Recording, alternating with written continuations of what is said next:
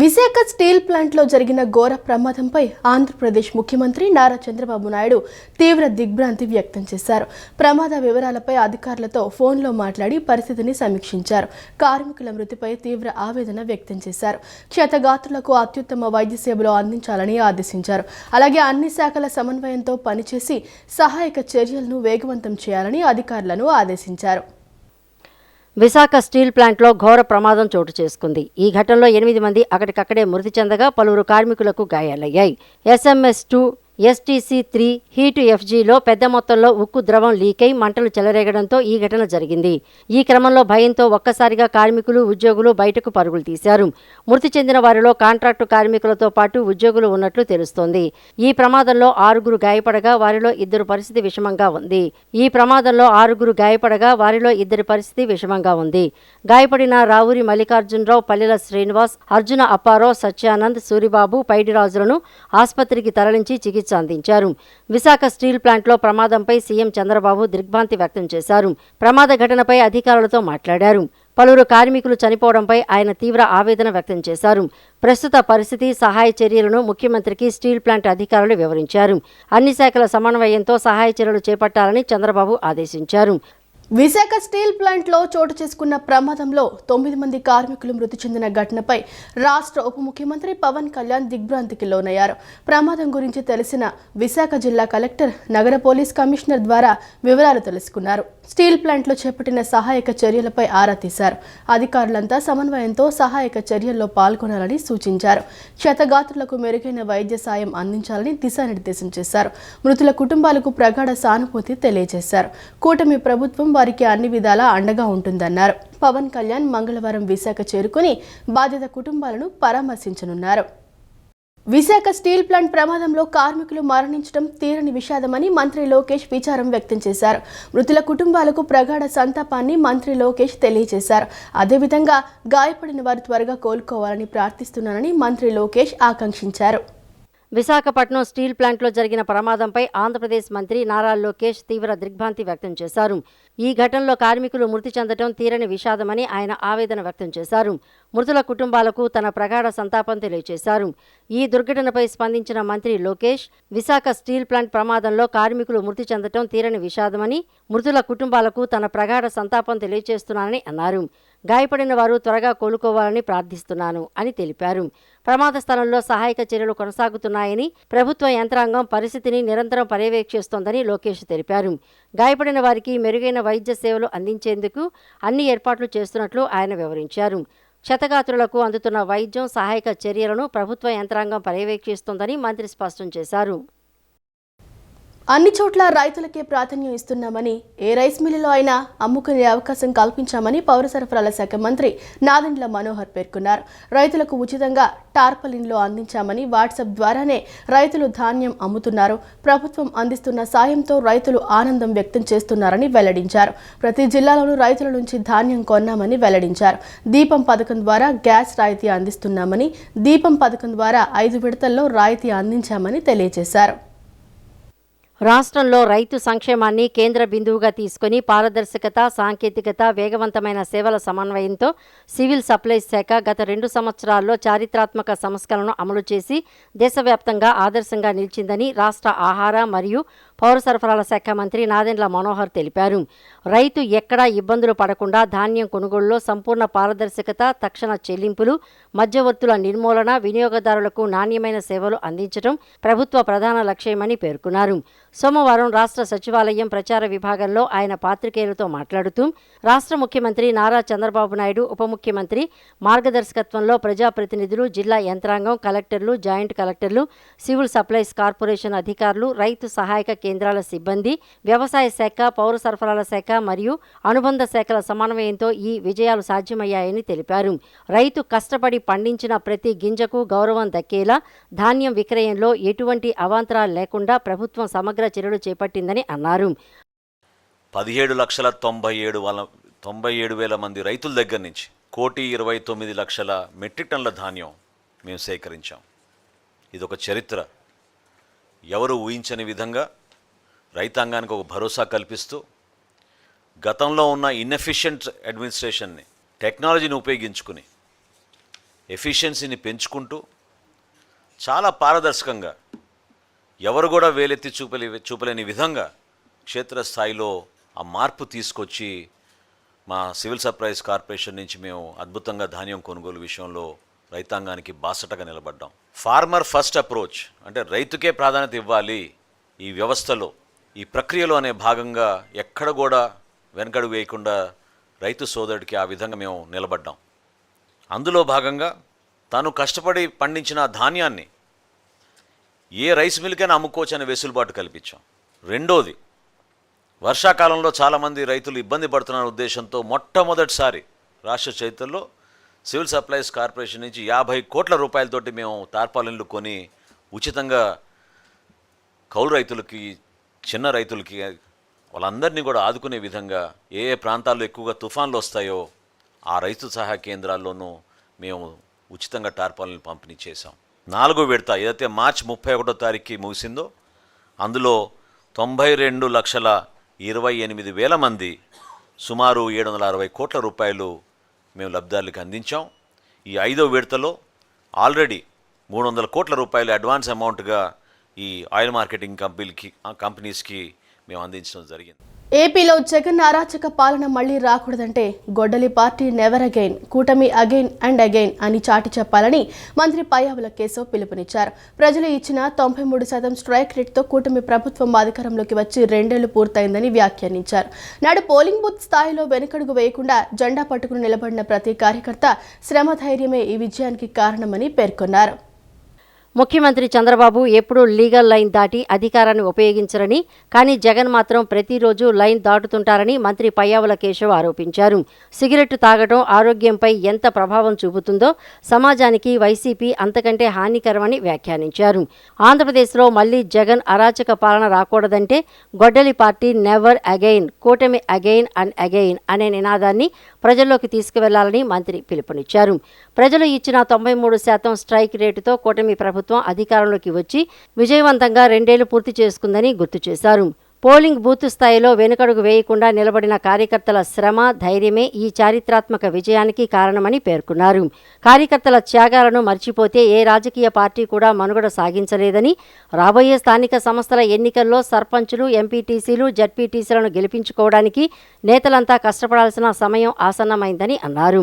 పార్టీలో గ్రూపు రాజకీయాలు కడితే పతనం తప్పదని నేతలను, కార్యకర్తలను పయ్యావుల హెచ్చరించారు. చిన్న చిన్న అలకలు వీడి అందరూ కలిసికట్టుగా పనిచేయాలని, ఏవైనా సమస్యలు ఉంటే కోట్లాడైనా పరిష్కరించుకోవాలి తప్ప పార్టీకి దూరం కావద్దని పేర్కొన్నారు.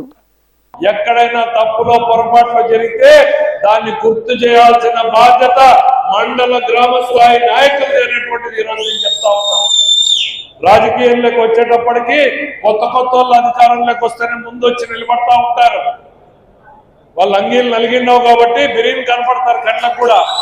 కానీ అంగీ నలిగిండేవాడు, అంగీ చిలిగిండేవాడు ఎవడో ఎతికి తీసుకొని వచ్చి నిలబెట్టాల్సిన బాధ్యత మీది. ముందు వాళ్ళకి న్యాయం చేయాల్సిన బాధ్యత, ధర్మం మాది.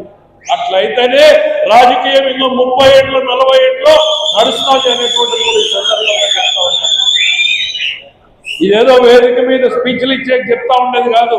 ఈ ఉండే వాళ్ళు రాత్రి జనార్దన్ రెడ్డి ఇంట్లో కూర్చుంటే 1 గంట 2 గంటల సేపు కూర్చుంటే ఏడున్నాం 2 ఏళ్లలో, ఇంక 3 ఏళ్లలో మనం వేటికి పోవాలా, ఎట్లా కష్టపడాలా, తెలుగుదేశం పార్టీ నాయకులకి కార్యకర్తలకి ఏ రకమైన మనం అందుబాటులోకి పోవాలా అనేటువంటిది ఆలోచన చేస్తున్నాం. గుంటూరు జిల్లా కలెక్టర్ కార్యాలయంలో నిర్వహించిన ప్రజా సమస్యల పరిష్కార వేదికకు రాష్ట్ర ప్రభుత్వ ప్రధాన కార్యదర్శి జి సాయి ప్రసాద్ హాజరయ్యారు. దాదాపు 3 గంటల పాటు వివిధ కౌంటర్లలో కూర్చుని అధికారులు అర్జీలను స్వీకరిస్తున్న తీరును, ప్రజలతో వ్యవహరిస్తున్న విధానాన్ని గమనించారు. నేరుగా అర్జీదారులతో మాట్లాడి వారి సమస్యలను సావధానంగా తెలుసుకున్నారు. గుంటూరు జిల్లా కలెక్టర్ కార్యాలయంలోని ఎస్ఆర్ శంకరన్ సమావేశ మందిరంలో సోమవారం ప్రజా సమస్యల పరిష్కార వేదిక కార్యక్రమం నిర్వహించారు. ఈ కార్యక్రమానికి రాష్ట్ర ప్రభుత్వ ప్రధాన కార్యదర్శి జి సాయి ప్రసాద్ ముఖ్య అతిథిగా హాజరయ్యారు. పీజీఆర్ఎస్కు వచ్చే సమస్యల్లో ఎక్కువ భాగం రెవెన్యూ విభాగానికి చెందినవే ఉండటంతో అక్కడ ఏర్పాటు చేసిన ప్రత్యేక రెవెన్యూ క్లినిక్ను ఆయన స్వయంగా పరిశీలించారు. దాదాపు 3 గంటల పాటు వివిధ కౌంటర్లలో కూర్చొని అధికారులు అర్జీలను స్వీకరిస్తున్న తీరును, ప్రజలతో వ్యవహరిస్తున్న విధానాన్ని గమనించారు. నేరుగా అర్జీదారులతో మాట్లాడి వారి సమస్యలను సావధానంగా తెలుసుకున్న ఆయన తరచూ వచ్చే రెవెన్యూ సమస్యలపై అధికారులతో కూలంకషంగా చర్చించారు.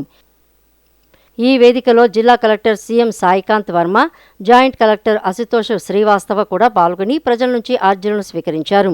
కాగా తమ సమస్యలను విన్నవించుకోవడానికి వీల్ చైర్లు, ఆటోలో వచ్చిన కొందరు దివ్యాంగులను గమనించిన కలెక్టర్ సాయికాంత్ వర్మ స్పందిస్తూ, మీరు ఎక్కడ ఉంటే మేము అక్కడికే వస్తామని వారి వద్దకు స్వయంగా వెళ్లి అర్జీలు తీసుకోవడం విశేషం.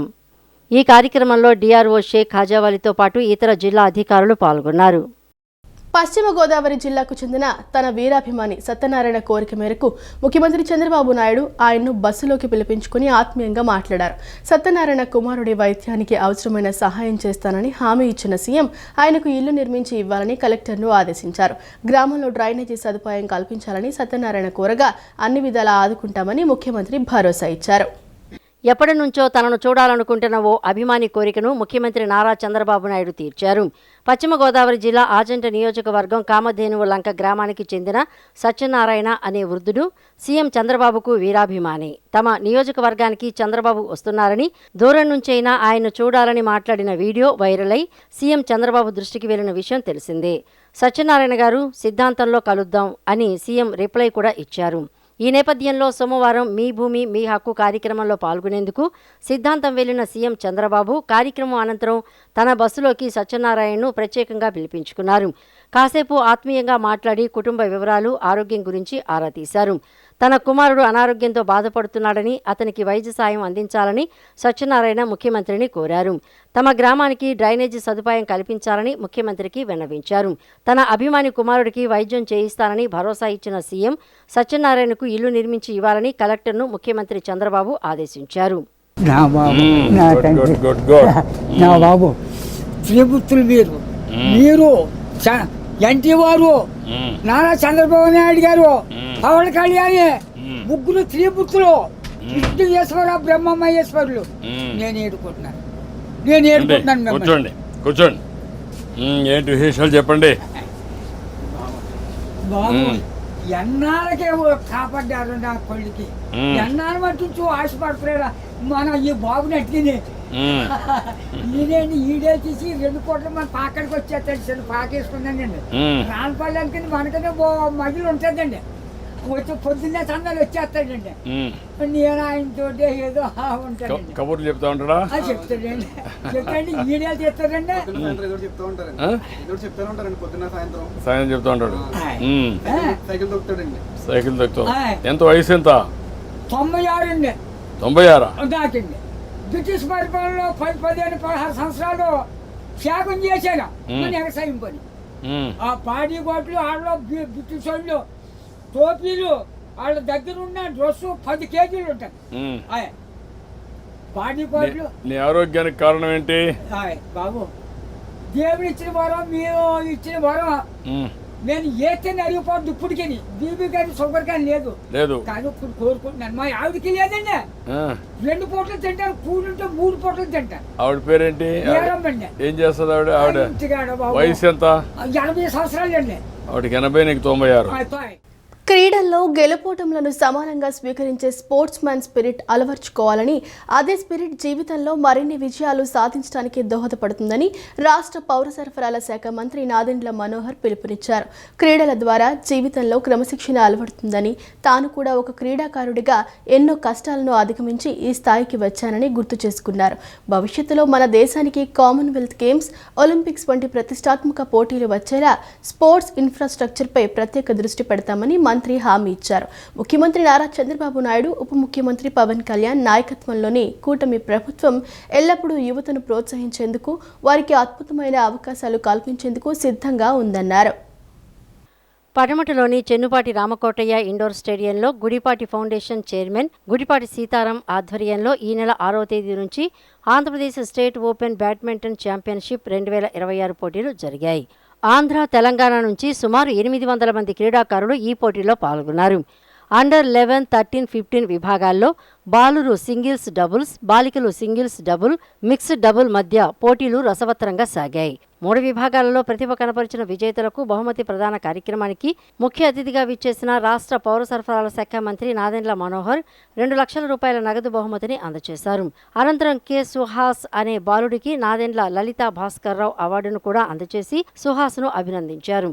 ఈ సందర్భంగా మంత్రి నాదెండ్ల మనోహర్ మాట్లాడుతూ, క్రీడాకారులకు అవసరమైన మౌలిక వసతులను కల్పించడం అంత సులువు కాదని, ఒక క్రీడాకారుడికి ప్రాక్టీస్ చేసుకోవడానికి కూడా ఒక్కోసారి అవకాశాలు దొరకని పరిస్థితులు ఉంటాయని పేర్కొన్నారు. అటువంటిది గుడిపాటి ఫౌండేషన్ ఆధ్వర్యంలో ఇక్కడ 6 అధునాతన బ్యాడ్మింటన్ కోర్టులతో కూడిన ఇన్ఫ్రాస్ట్రక్చర్ బిల్డప్ చేసి ఇంత పెద్ద ఎత్తున పోటీలు నిర్వహించడం అభినందనీయమన్నారు. రాష్ట్రంలోని ప్రతి నియోజకవర్గంలోనూ ఒక మంచి స్పోర్ట్స్ స్టేడియం ఏర్పాటు చేసి యువతకు శారీరక దృఢత్వంతో పాటు ప్రత్యేక శిక్షణా కార్యక్రమాలను అందించాల్సిన అవసరం ఉందని ఆయన అభిప్రాయపడ్డారు. వాళ్ళకి ప్రత్యేకంగా ఫిజికల్ యాక్టివిటీ ఇచ్చినంత మాత్రాన సరిపోదు, ట్రైనింగ్ ప్రోగ్రామ్స్ ఏర్పాటు చేయాలి. ఆ శిక్షణలో భాగంగా మన దేశానికి మన రాష్ట్రానికి మంచి పేరు వచ్చే విధంగా ఎంతో ఆసక్తిగా ఆడతారు. ఎందుకంటే ఇంతకుముందే చెప్పారు, ఫైనల్ సెట్లో 18-16 వరకు తీసుకెళ్లారంటే వాళ్ళకున్న పట్టుదల, అంటే గెలుపోటములు అనేది మనం యాక్సెప్ట్ చేయాలి స్పోర్ట్స్మెన్ స్పిరిట్ తోటి. ఆ స్పోర్ట్స్మెన్ స్పిరిట్ తోటే మనం ఇంకా ఎంతో అధిగమించవచ్చు, ఎంతో అవకాశాలు వస్తాయి మనకి. మన జీవితంలో కూడా అటువంటి డిసిప్లిన్ స్పోర్ట్స్ యాక్టివిటీ ద్వారానే వస్తుంది. కాబట్టి తల్లిదండ్రులు కూడా ఆ విధంగా ఎంకరేజ్ చేసి వాళ్ళు తీసుకొచ్చి ఇటువంటి టోర్నమెంట్లో దాదాపు 1000 మంది పార్టిసిపేట్ చేయడం అనేది చాలా గొప్ప విషయం. అనంతరం గుడిపాటి ఫౌండేషన్ చైర్మన్ గుడిపాటి సీతారాం మాట్లాడుతూ 3 రోజుల పాటు నిర్వహించిన ఈ పోటీలకు విశేష స్పందన లభించడం సంతోషంగా ఉందన్నారు. ఆంధ్ర, తెలంగాణకు చెందిన క్రీడాకారులు పెద్ద ఎత్తున ఈ పోటీలో పాల్గొన్నారని, పోటీల్లో విజయం సాధించిన విజేతలకు 2 లక్షల రూపాయల నగదు బహుమతిని అందజేయడం జరిగిందన్నారు. తమ ఫౌండేషన్ ఆధ్వర్యంలో మరిన్ని పోటీలు నిర్వహిస్తామని, క్రీడారంగ అభివృద్ధికి సహకారం అందిస్తామని పేర్కొన్నారు. స్పీకర్గా చేశారు సార్. సో దాని తర్వాత ఆ ఫ్యామిలీ నుంచి భాస్కర్ రావు గారు కూడా ఫస్ట్ ఎమ్మెల్యే విజయవాడ నుంచి ఎలక్ట్ అయ్యి తర్వాత చాలా పోర్ట్ఫోలియో మినిస్టర్గా చేయడం జరిగింది, సీఎంగా చేయడం జరిగింది. చాలా మంచి ఫ్యామిలీ నుంచి మనోహర్ గారు వచ్చి మరలా ఇప్పుడు ఆంధ్రప్రదేశ్ గవర్నమెంట్లో మినిస్టర్గా చేయడం మనందరికీ చాలా సంతోషం. ఎస్ఐఆర్ కార్యక్రమాన్ని విజయవంతం చేయడంలో పార్టీ నాయకులు, కార్యకర్తలు కీలక పాత్ర పోషించాలని విజయవాడ ఎంపీ కేశినేని శివనాథ్ పిలుపునిచ్చారు.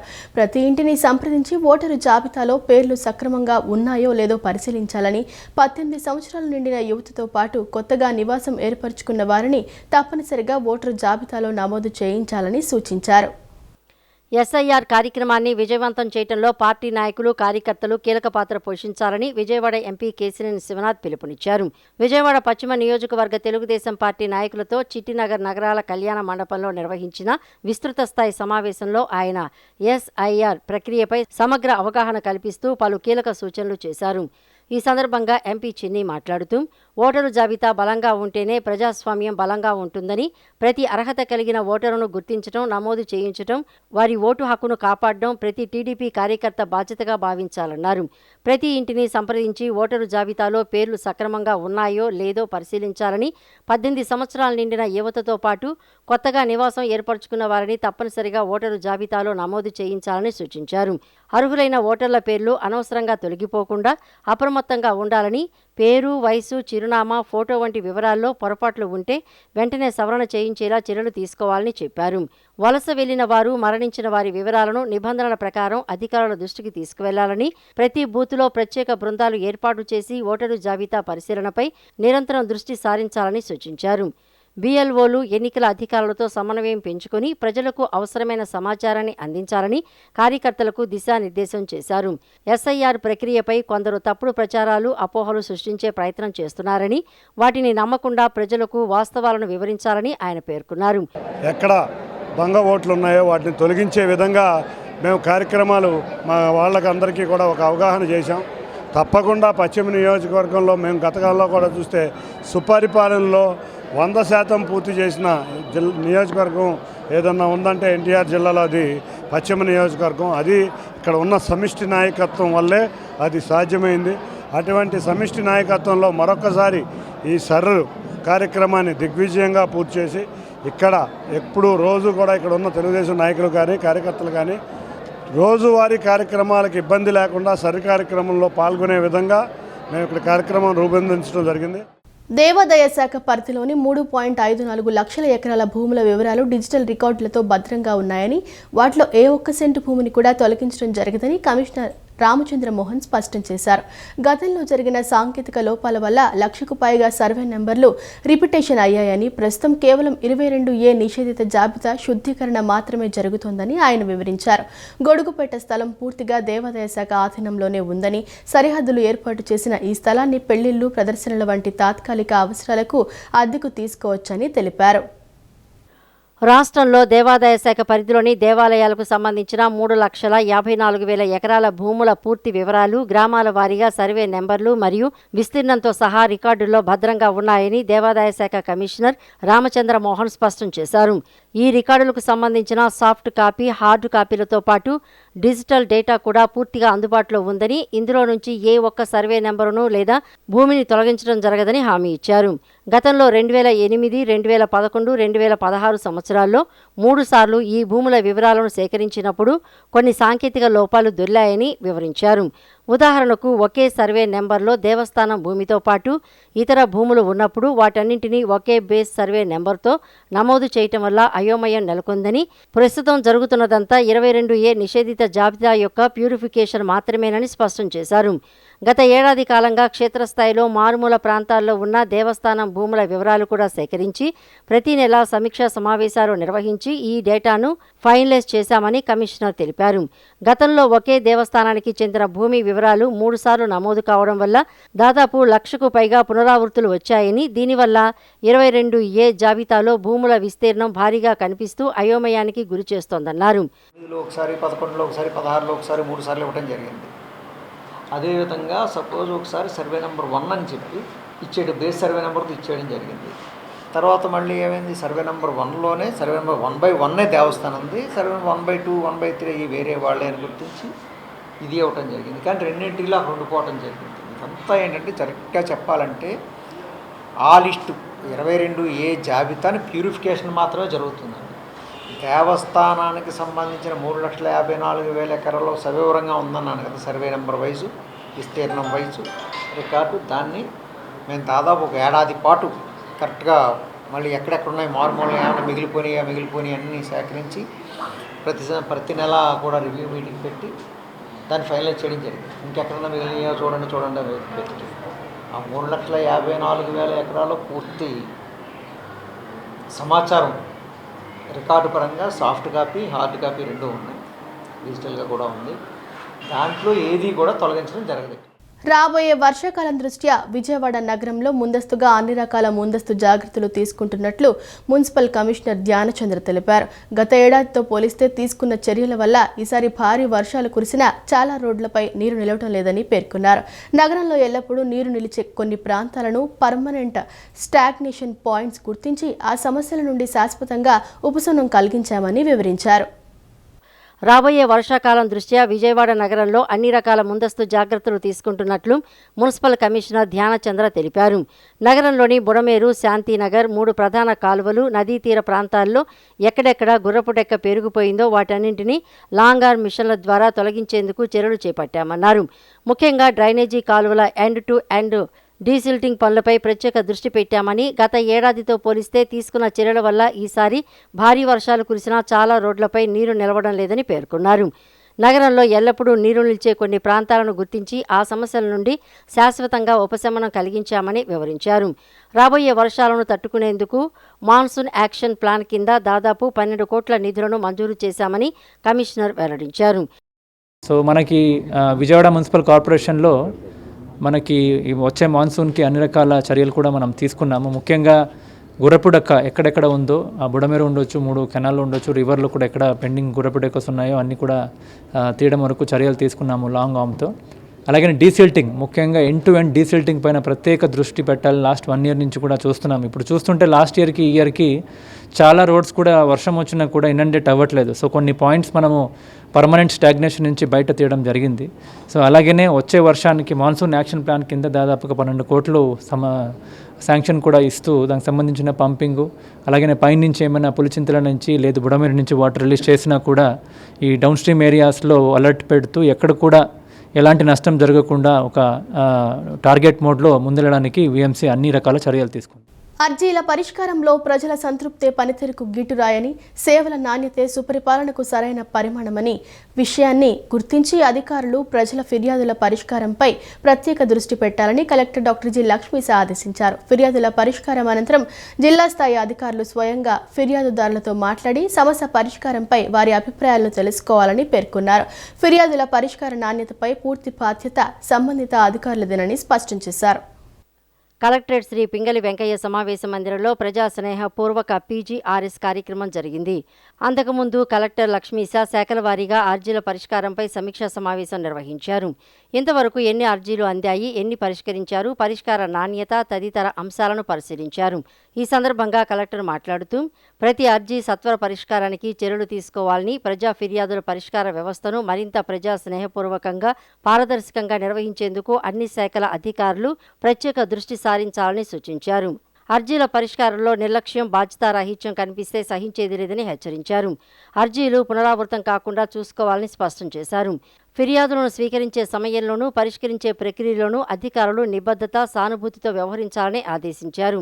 ప్రజల విశ్వాసాన్ని పెంపొందించే విధంగా సేవలు అందించడమే ప్రతి అధికారి ప్రధాన బాధ్యతగా భావించాలని కలెక్టర్ లక్ష్మీశ సూచించారు. ప్రజా స్నేహపూర్వక పీజీఆర్ఎస్లో collector Lakshmisha, joint collector S. Elakayya అధికారులతో కలిసి జిల్లాలోని వివిధ ప్రాంతాల నుంచి వచ్చిన ప్రజల నుంచి అర్జీలు స్వీకరించారు. మొత్తం 151 అర్జీలు వచ్చాయి. ప్రతి అర్జీపైన ప్రత్యేక దృష్టి పెట్టి నిర్దేశ గడువులోగా నాణ్యతతో పరిష్కరించేలా చర్యలు తీసుకోవాలని కలెక్టర్ లక్ష్మీశ ఆదేశించారు. ఆంధ్రప్రదేశ్లో మెగా డిఎస్సీ 2025 నియామక ప్రక్రియ అత్యంత పారదర్శకంగా ముగిసిందని, దీనిపై వైఎస్ఆర్ కాంగ్రెస్ పార్టీ నేతలు స్వార్థ రాజకీయాల కోసం అసత్య ప్రచారాలు చేస్తూ అభ్యర్థులను భయప్రాంతులకు గురి చేస్తున్నారని టీడీపీ ఎమ్మెల్సీ భూమిరెడ్డి రామ్గోపాల్ రెడ్డి తీవ్ర స్థాయిలో ధ్వజమెత్తారు. మంగళగిరిలోని టీడీపీ కేంద్ర కార్యాలయంలో నిర్వహించిన మీడియా సమావేశంలో ఆయన మాట్లాడుతూ సర్టిఫికేషన్, వెరిఫికేషన్ ప్రక్రియపై ప్రతిపక్షానికి కనీస అవగాహన లేదని ఎద్దేవా చేశారు. ఈ డిఎస్సి ప్రక్రియలో ఎక్కడైనా ₹1 డబ్బులు చేతులు మారినా, అక్రమాలు జరిగినట్లు నిరూపించినా తాము దేనికైనా సిద్ధమన్నారు. మీరు ఏదైతే డిఎస్సికి దరఖాస్తు చేసేటప్పుడు ఏదైతే మీరు వాటితో పాటు జత చేశారో, సర్టిఫికేట్ జత చేశారో వాటిని చెక్ చేసేదానికి సర్టిఫికేట్ వెరిఫికేషన్కి పంపించారని తప్ప మీరు దీంట్లో ఉత్తీర్ణులయ్యారు, మీకు ఉద్యోగం వచ్చిందని చెప్పి ఎక్కడైనా దీంట్లో స్పష్టం చేశారని అడుగుతాను. మీ సాక్షి పేపర్లో మీరు ప్రకటించారు call letter for recruitment verification కింద ఇచ్చారు. Here by requested to attend for certificate verification in person as per the schedule given below. ఇంత స్పష్టంగా దీంట్లో స్పష్టంగా చెప్తే కాల్ లెటర్ పంపించిన వాళ్ళందరికీ కూడా ఉద్యోగాలు ఇస్తారని చెప్పండి. కాల్ లెటర్ పంపించిన తర్వాత కూడా కాల్ లెటర్ సర్టిఫికేట్స్ వెరిఫికేషన్లో అనేక రంగంలో ప్రైవేట్ కళాశాలలు పకడ్బందీగా పరీక్షించి చేయడం జరిగింది. విశాఖపట్నం స్టీల్ ప్లాంట్లో జరిగిన ఘోర ప్రమాదంపై centre of Indian trade unions తీవ్ర దిగ్భ్రాంతి వ్యక్తం చేసింది. నిన్న స్టీల్ ప్లాంట్లోని SMS-1 విభాగంలో జరిగిన లాడల్ బ్లాస్టింగ్ ప్రమాదంలో 8 మంది కార్మికులు, సిఐటియు రాష్ట్ర ప్రధాన కార్యదర్శి ఏవి నాగేశ్వరరావు ఆవేదన వ్యక్తం చేశారు.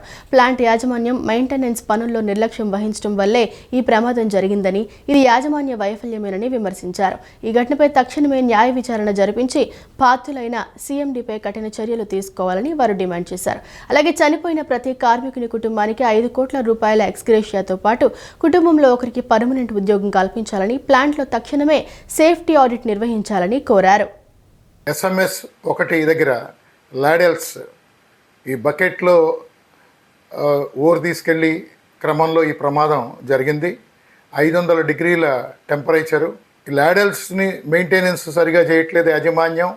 ప్లాంట్ మెయింటెనెన్స్ కూడా నిర్లక్ష్యం చేయడం వల్ల ఈ ప్రమాదం జరుగుతోంది. స్టీల్ ప్లాంట్లో తరచూ ప్రమాదాలు జరుగుతున్న పరిస్థితి కూడా ఉన్నది. ఈ ప్రమాదానికి పూర్తి బాధ్యత యాజమాన్యమే వహించాల్సి ఉంటుంది. దీని మీద న్యాయ విచారణ జరిపించాలి. అలాగే చైర్మన్ అండ్ మేనేజింగ్ డైరెక్టర్ మీద చర్యలు తీసుకోవాలని CITU AP కమిటీ డిమాండ్ చేస్తోంది. ఈ ప్రమాదంలో చనిపోయిన మృతుల కుటుంబానికి ఒక కుటుంబానికి ₹5 కోట్ల నష్టపరిహారం ఇవ్వాలి.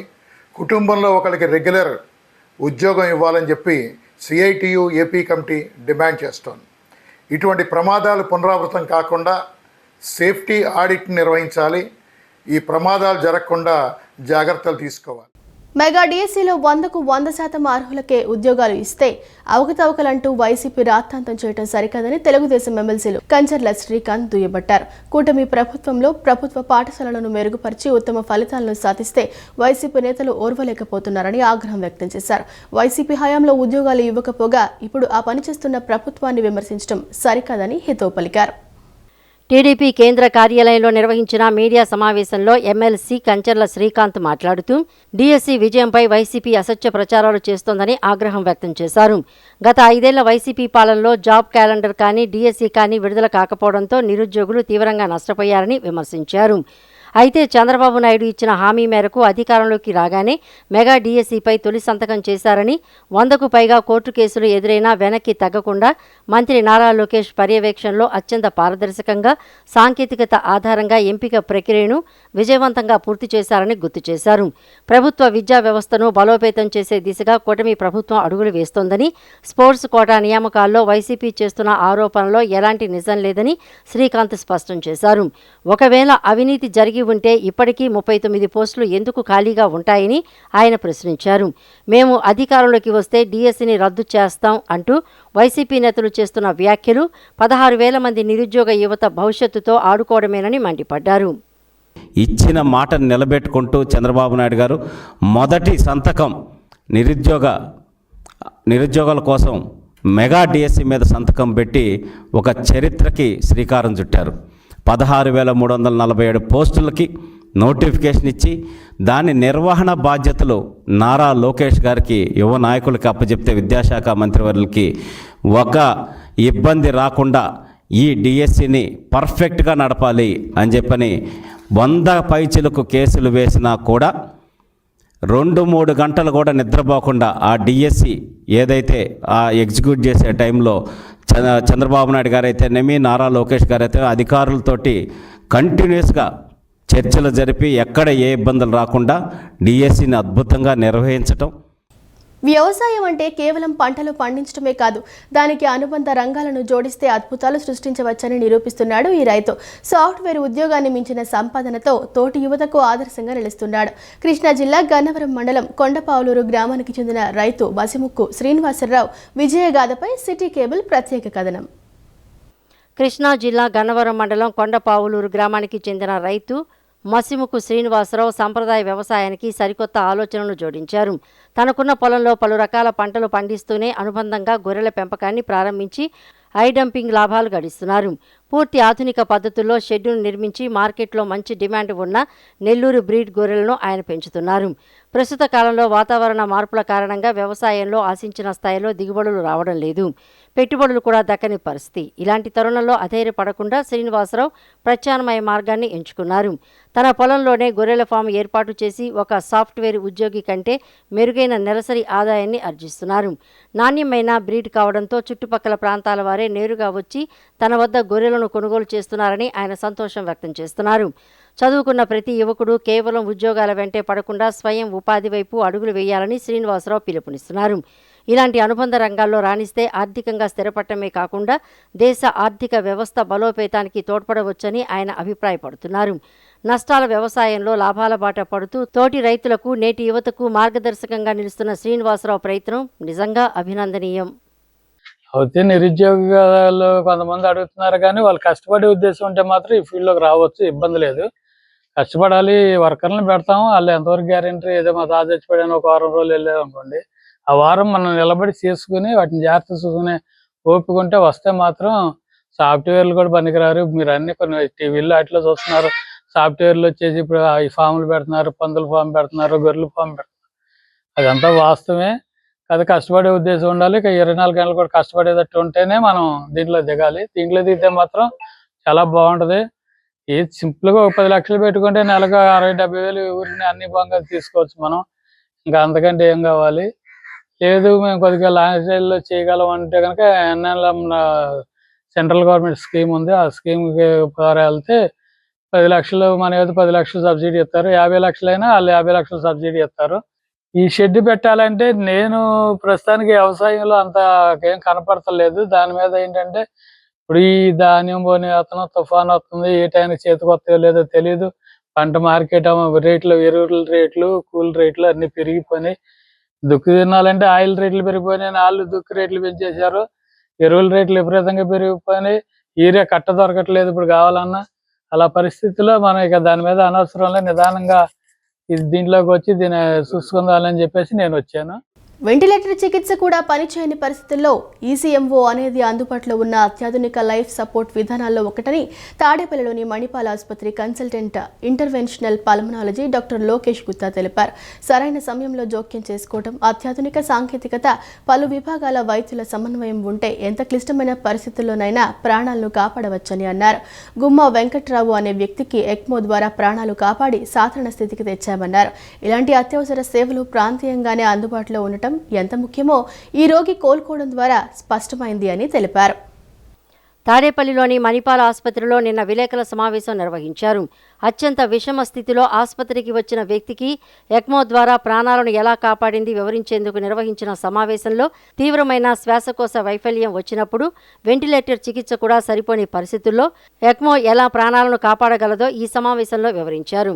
ఈ కార్యక్రమంలో consultant interventional pulmonology doctor Lokesh Gutta, consultant pulmonology doctor G Uday Kiran, consultant ICU doctor V Dinesh Kumar Gontla, consultant critical care and incentive care medicine doctor T Srinivas, department of CTVS డాక్టర్లు దిలీప్ రెడ్డి, వరుణ్ పమిడి పాల్గొన్నారు.